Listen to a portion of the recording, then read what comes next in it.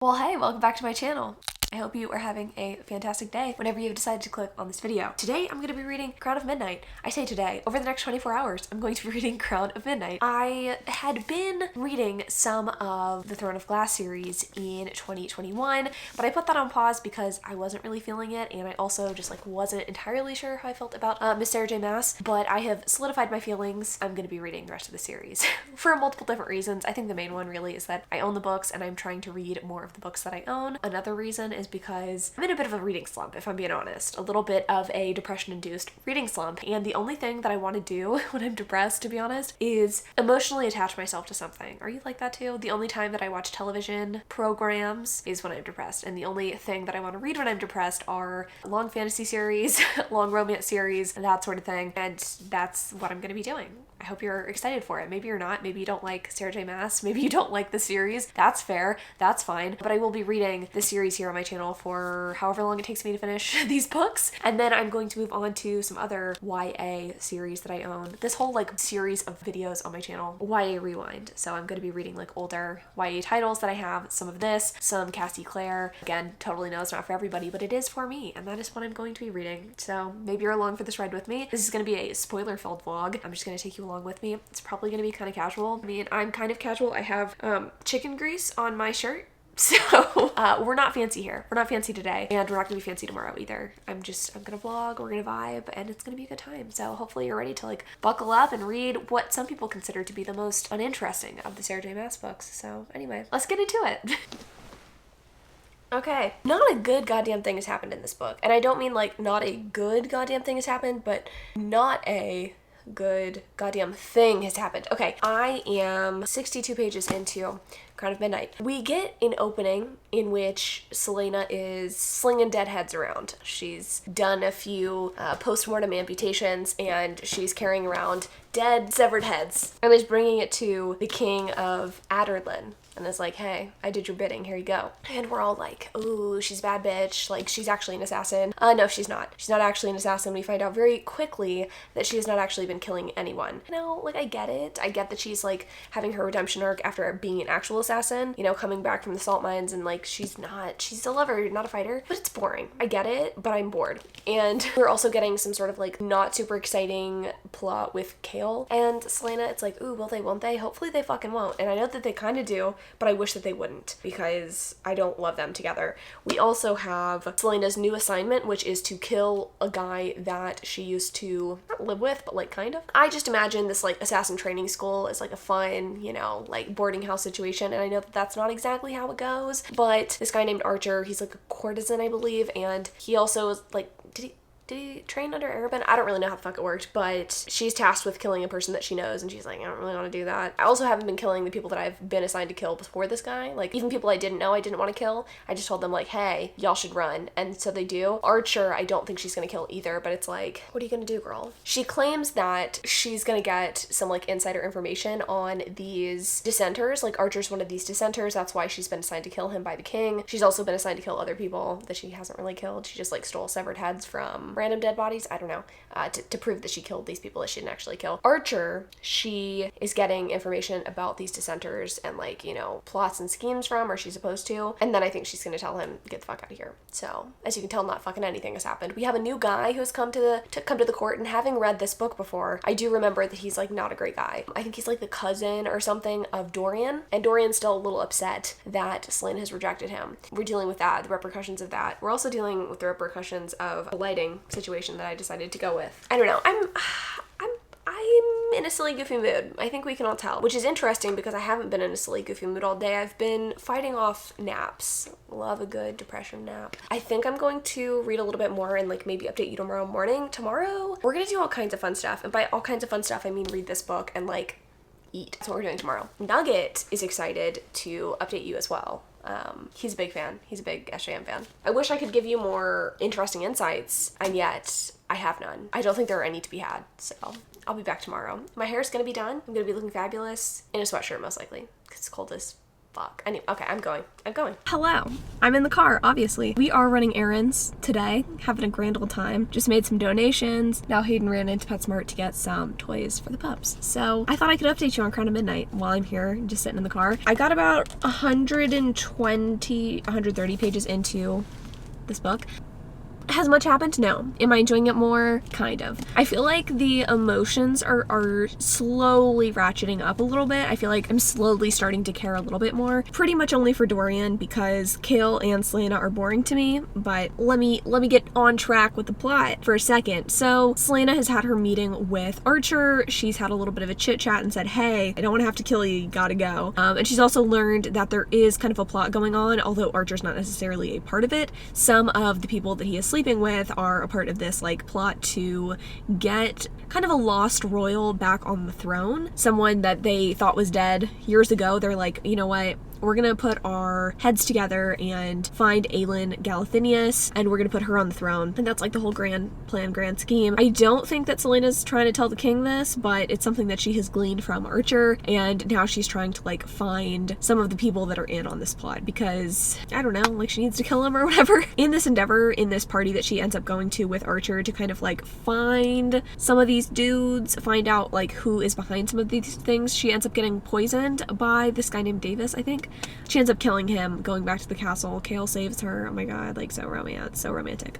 What has happened? Oh, you know what? We did get a good call out by Nehemia. I feel like I haven't really mentioned her because she hasn't really been very relevant in this book, but she is obviously Selena's friend, and she ends up calling Selena out on her bullshit a little bit. She's like, you are a little bit selfish, and I have a hard time telling my parents that you're my friend because it's very clear that you don't give a shit about anybody but yourself and your own freedom. And I very much feel that. I felt that way whenever I was reading the first book. I went back and like watched that vlog just to kind of like refresh my memory on the story, and I remember specifically saying Selena doesn't seem very grateful about her position and this like great power that she's put into. She is free now, kind of. She is working with the king, but she has a really powerful duty to herself and her people to kind of fight against him from the inside out. And while she is doing that in this book kind of by not killing people, I don't think she's doing enough, and Nehemia doesn't know that Selena hasn't been killing people, but I feel like the point still stands, and I feel like I'm glad that that call out was there. You know, just not killing people I don't think is enough, and I'm curious to see kind of where Selena leads things. I've mentioned that I've read these books before, and I have.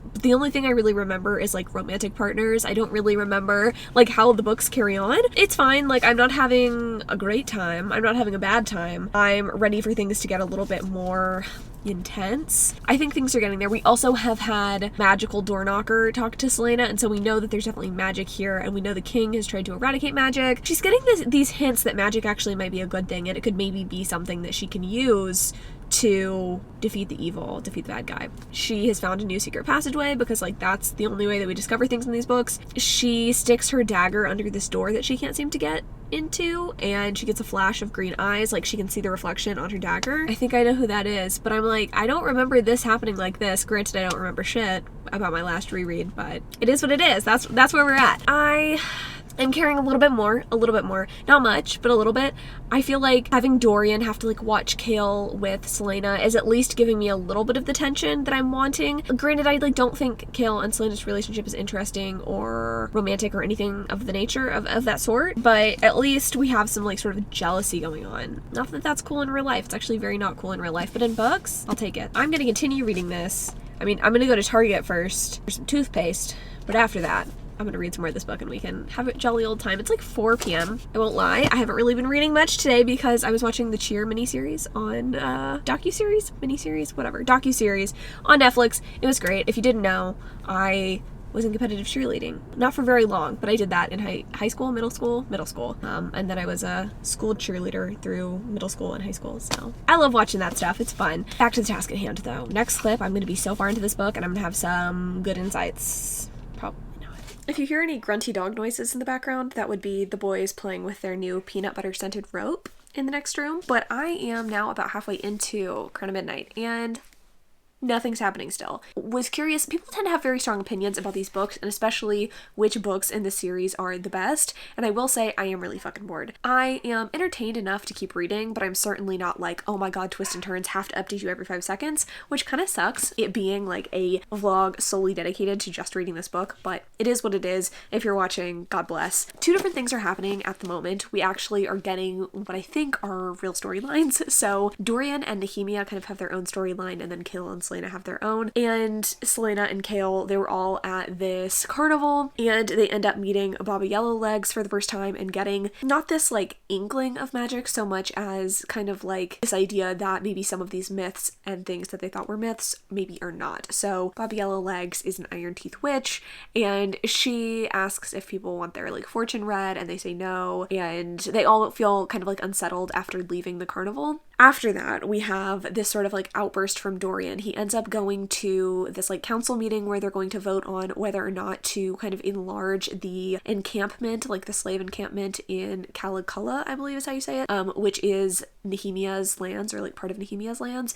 She's not cool with this. She's not even invited to the meeting, but Dorian kind of stands up for her and for just the people in general and is like, yeah, I'm not voting yes on this, like fuck y'all, and he leaves. And after he leaves, he like hits some marble really hard, shatters a window, and he's like, oh my god, I have magic in my veins. He's a little freaked out by this, and he doesn't really know what to make of it. He's worried, obviously, because his dad is very anti-magic, or he assumes that his dad is anti-magic, and he's like, how do I fix this, and how do I find out what this means for me? And so he is going to go back and visit Baba Yellowlegs, and hopefully she can kind of like tell him something about his magic usage or his magic powers, because he went and looked at his family lineage, and it was clear to him that like this didn't really come from anywhere recent, because no one he knows, or no one even like hundreds of years back, had magic. It was like the first people in his family line had magic, and then no one else from there, and he's like, I'm scared. So that's his little storyline. And then we have Kale and Selena. For some reason, she decides it's a good idea to share with Kale that she has not been murdering people, which, like, I get in a way, because, like, they're sort of having some sort of, like, sexual tension, sexual chemistry. It's, like, at his birthday that she has put together.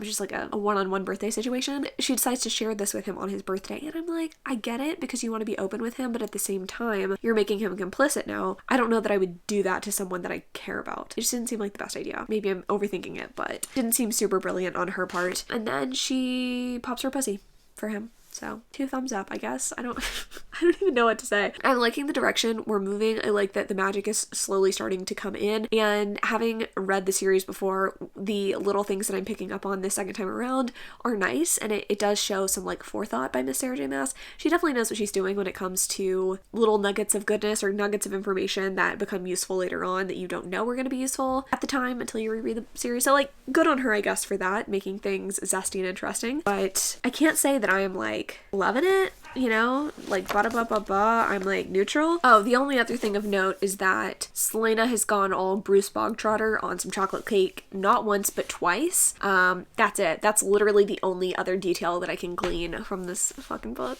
I'm not hating it. Like, I'm not hating it, but I just was looking for more, and for some reason I thought that Rowan came in this book, and I'm pretty sure that that's not the case, because I was like flipping through the final pages, like looking for his sweet name, and it wasn't there. So I think there's only going to be a death in this book. Like, I think that's it. That's like all we're getting.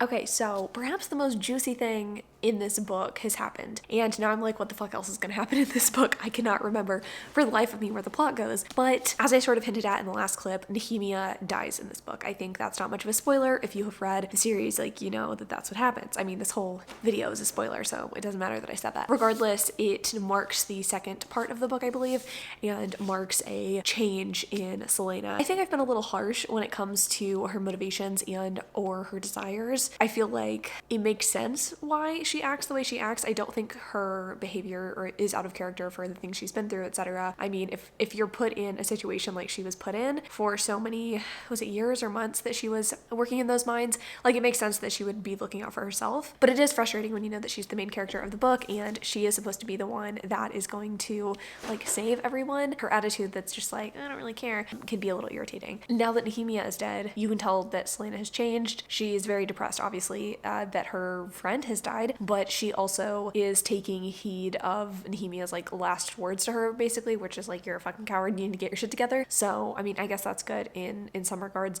It does suck though that it took the death of her friend for her to realize that like maybe she needs to think of other people instead of just herself, but you know, character growth and all that. Other things that have happened, I think like related to that is Kale's betrayal of Selena, and this is kind of where their pseudo relationship breaks apart. Thank fucking God, because I'm so sick of them together. It's just so like bland, flavorless. Nuggets behind the camera, so if it's shaking, that's why. But now we don't have to pretend to care about the relationship, which I like. It does suck that Kale is so dense that he would think that it would be okay for him to lie to Selena. Like, I'm not really understanding his motivation in withholding the fact that Nehemia was going to be like questioned by the king, aka murdered. Like, why would you keep that from your friend? I'm not understanding. I guess, you know, to like protect her or whatever, but she was honest with him about the fact that she isn't killing people. He could have at least been honest with her about the fact that her friend is like being set up to be killed. So we find out that the king is not actually who killed Nehemia, but it like doesn't really matter. At the end of the day, like, she's dead. So Kale's betrayal is more important than that. I don't think the semantics really matter, and I don't think that she knows that it wasn't the king that killed Nehemia. Actually, no, she does, because this last chapter, she's like, I know someone who would have done this.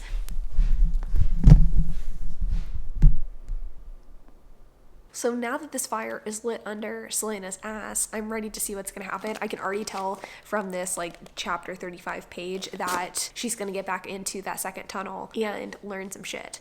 Or maybe it's the first tunnel, I don't know. But she's been trying to kind of uncover some secrets and understand the word marks and things like that. I think Nehemia was teaching her word marks before she passed, and I think Selena's probably upset not only that Nehemia's passed, but that like she can't ask her about the magic because no one else really has knowledge about the magic. So I think she's trying to seek that knowledge for herself, ask Mr. Magical Door Knocker, because apparently this is Beauty and the Beast, you know, what's going on. So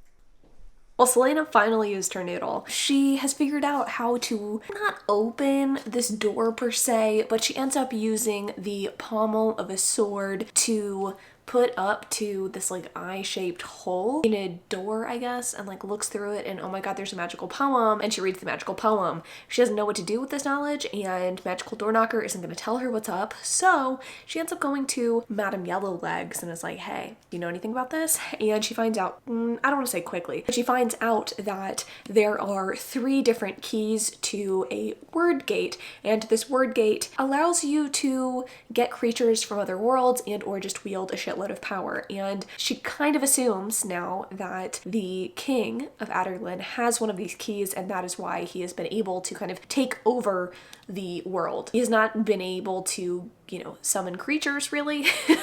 So that's why we know that he probably doesn't have all the keys, but he has at least one key, and things are unlocking in Selena's brain. She's like that one meme with like the equations or whatever the fuck, you know? That's where we're at. That's what's happening. Not much else has happened, and we are 313 pages into this book, and it's only 418-ish pages, so don't know what's gonna happen. I say that. I did read the last page, and I do know we get a fun little reveal, but we still don't get Rowan, so I'm like, am I that excited? I don't know that I'm that excited. I am glad that things are finally picking up. I think that's been my main complaint through this book, is that there's just not a whole lot of plot. I mean, there are definitely some good setups for the next books, and it's not completely unentertaining, but when it comes to a vlog, like, I don't have much to say because there's not a lot of adventure going on. A lot of death, a lot of dying, and a lot of Selena just being like, I don't want to do this. Also, I was just realizing that the dead queen who like visits Selena is named Elena, and I'm just wondering why we couldn't come up with more inventive names, especially since we're gonna find out that Selena is actually Aelin. Aelin, Selena, Elena. I don't know. I just feel like some consonants could be fun. Like some consonants in names? Maybe. Alright, well, Selena just went full fucking anamorph in this portal.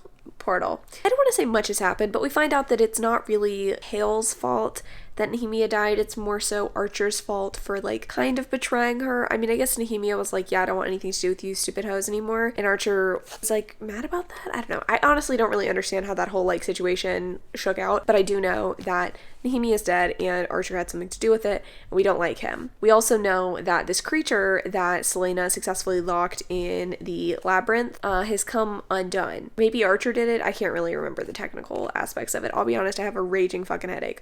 But Nugget wants to help. Dorian definitely is magical. Selena knows this now, and when Selena enters the portal after this like little scuffle, basically there's like a scuffle between all of these people. Like Kale's there, Dorian's there, evil creepy man person creature thing is there, and Archer's there. The dog follows evil creepy man into the portal, and Kale's like, oh no, the dog, and he like follows the dog, and then Selena also follows the dog, and then her ears grow, and it's like, oh my god, Selena's fame. We also like kind of know that Kale kind of knows that there's something up with her, but he doesn't really know that much. He just knows that she's probably from Terrasen. She probably is part of the royal family. She could just be like a courtier. Yeah, a courtier. Like just like, you know, like a part of a dukedom or something. Come on. We know who she is. We know that she is, you know, Miss Aelin. We know who she is. I'm not making any fucking sense. I'm like totally butchering the like most interesting part of this book, but like I don't care. I really don't care. I'm gonna keep reading. I don't know that much is gonna happen in these last like little bits of the book, but I'll update you at some point. Oh yeah, I forgot the whole reason that this portal was opened in the first place was that Selena was trying to talk to Nehemia because she was fucking lonely. Or something. I don't know. That's super stupid and irresponsible, ma'am. And apparently she got one of the word marks incorrect, so she opened up a portal to hell. So, good job, girl. I think I've said it before, but it has never been more true than right now that my brain feels like fucking scrambled eggs. Oh my god. I have the worst headache. I don't get headaches, so this is a real bummer. Those of you who get chronic headaches or migraines, I'm so sorry. Genuinely. Was this a good idea? Was it a good idea to revive this series on the channel? That remains to be seen. I don't know what I'd rate this. Like 3 stars? Like it wasn't horrible, but also like, God, this is a like filler book. I mean, if I were to rate this on a scale of bread, it would be Wonder Bread, right? Like you could make a grilled cheese, like a great grilled cheese out of some shitty white bread, but like that's about all you can do. It's not going to hold up for a delicious sandwich. It is not going to be a good appetizer. It's not versatile. This book's not versatile. And will I remember to rate the other books when I keep doing these videos on what kind of bread they are? No. No, I won't, because I have no long-term memory. Short-term is alright, long-term not so good. So, we did kill Archer, thank fuck. Why did this not happen earlier? Like, I think this book could have been much shorter had he just been killed at the beginning. But he dies, thank God. And then, Kale gets Selena sent to Wendlin, which is not the continent that they're presently on, but it is a continent that apparently still has fae, or magical people, and he thinks that she should go be with her own people, so that no one finds out that she's magical, therefore she cannot be killed, because he saw her pointy little ears, or whatever, going full Animorph. Speaking of which, while I have not viewed this video yet, I'm going to, tomorrow after this video goes up. Gavin made a 4.5 hour video reading all of the Animorph books or something like that. I'll leave it in the description. I know you want to go watch it. Back to the task at hand. So she's going to Wendlin, and Hale finds out that she is not just Fae, but she is also Aelin, Ash River Galathinius. Say that 5 times fast. So yeah, I think this is where we're going to meet Rowan. Maybe.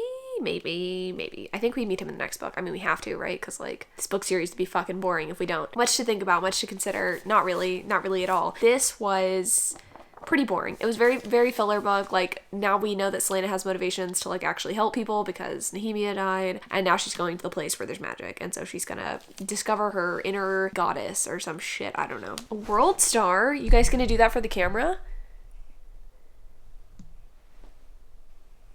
Oh, he wants to bitch slap him so bad. I can see it in his eyes.